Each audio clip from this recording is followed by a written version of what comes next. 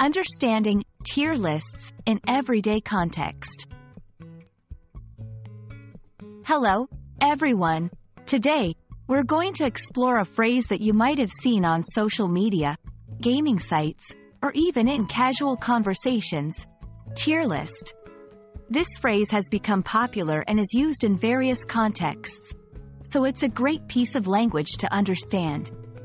Stick around to learn not just what it means, but also how you can use it in your daily English conversations.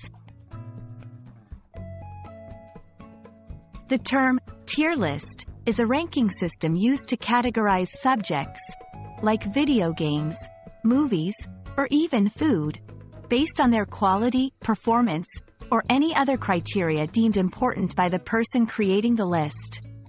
The word tier refers to a level or rank in a hierarchical order. When we put things into a tier list, we're essentially saying which ones we think are the best, the worst, or somewhere in between. Typically, a tier list is visual and is set up in a grid format with rows or columns labeled with letters or phrases. The top tier, often labeled S for super or special, is reserved for the best of the best.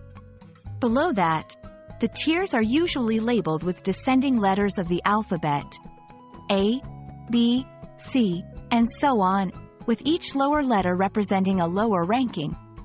Items placed in the A tier are still considered great, but not as extraordinary as those in the S tier. Tier lists are widely used in video gaming to rank characters, weapons, or skills. However, their use has spread to many other areas.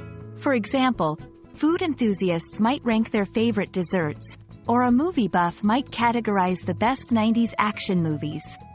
It's a flexible system that can bring a lot of fun and debate into discussions about personal preferences.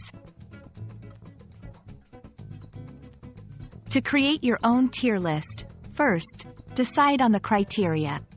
What makes something an S tier for you? Is it the taste, the utility, the design? Next, list the items you want to rank and begin placing them into tiers. Remember, this is subjective and reflects your opinion. Once you've sorted the items into tiers, you can share it with friends or on social media to spark conversation or see how your preferences compare with others. And that's a wrap on tier lists. I hope this video helped clarify what a tier list is and how you might encounter or use one in everyday life. Whether it's for fun, debate, or just to organize your thoughts, making a tier list can be a great way to engage with any topic. Thanks for watching, and don't forget to create your own tier lists and share them with us. See you next time.